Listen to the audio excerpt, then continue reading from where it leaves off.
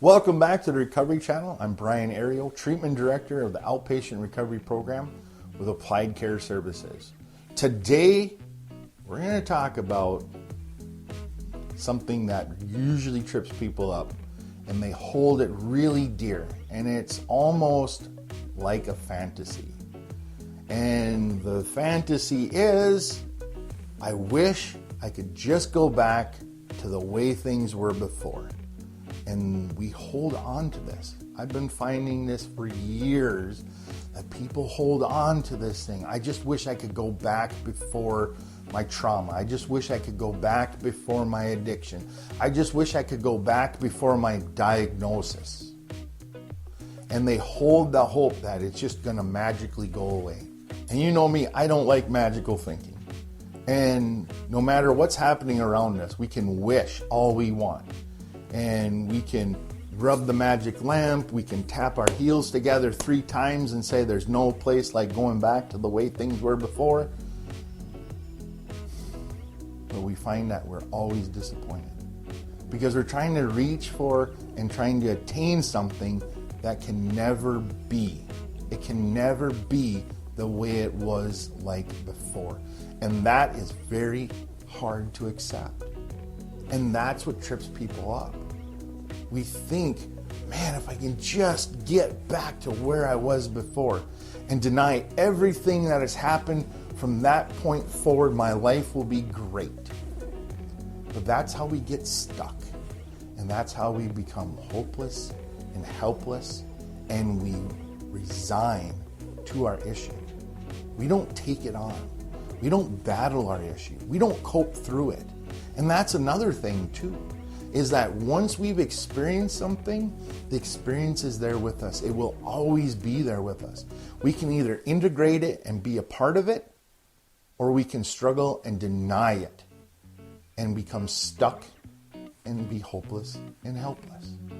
How do we get through this? How do we accept that those things that have happened to us, those things that we don't want, the bad things in our life, we don't want these things. We want to deny them right out of existence. And if I just avoid them hard enough, guess what?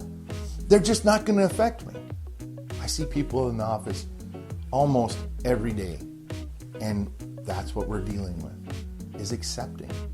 Accepting that I have to go through this and move through it and on with it and integrate whatever it is into my life. I can't be holding out the impossible hope that magically one day I'll wake up and it'll all be gone and I'll just wake up in my bed 5 years ago and it's just like it never happened. It's a dream. Well, pinch yourself because it's actually happening. The reality of your situation is what it is right now. And we have to be willing, we have to open ourselves up to the possibility that we've been changed forever. And we can deny that too, and we become stuck again.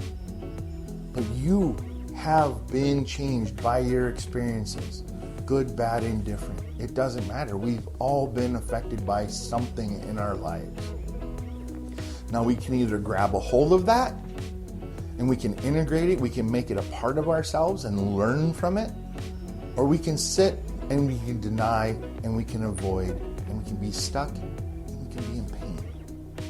Doesn't sound like a very good time, does it? So when are we ready to do those things? I don't know. When are you ready to accept that I can't go back to the way things were before I got this horrible news, before my trauma, before my addiction, before my mental health diagnosis? When am I going to be willing to accept that it is what it is, and I have to find a way forward and through it? Hopefully, we get some hope from this. Hopefully, we get some reality, and we ground and we center, and we say, you know what? Yeah, I have to accept, because I can't move forward because I'm stuck in that rut. I'm stuck in the mud. I'm stuck in my own head, thinking that if I just do one thing just a little bit different, then maybe this will all go away and it'll be a just a terrible nightmare. When we accept the reality of what is going on, then we're willing to accept help, like in our last video. That's what we have to do. It doesn't matter what it is. It might be the most horrible thing in the world to you, but accepting it doesn't mean that we say it's okay either. What we're doing is we're accepting that it happened, and we're willing to work through and move through those things, and to come out the other side a stronger, more richer person on the other side. Thank you for spending this time with me. I hope that this video finds you well, and I look forward to seeing you again. And this has been Brian Ariel, Treatment Director of the Outpatient Recovery Program with Applied Care Services. Have a good one.